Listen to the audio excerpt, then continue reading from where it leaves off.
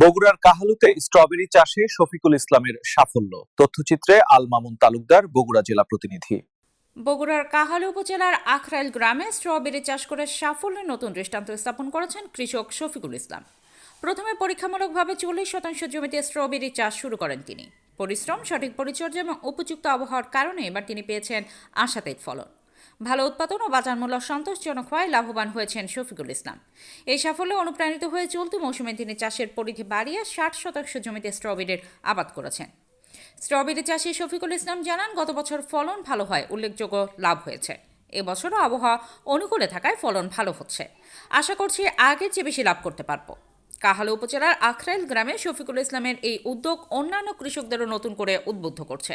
দর্শক, আমার অবস্থান কাহালু উপজেলার আখরাইল গ্রামের স্ট্রবেরি প্রজেক্টের কৃষি থেকে আপনাদেরকে কিছু চিত্র তুলে ধরার জন্য এখানে আসছি।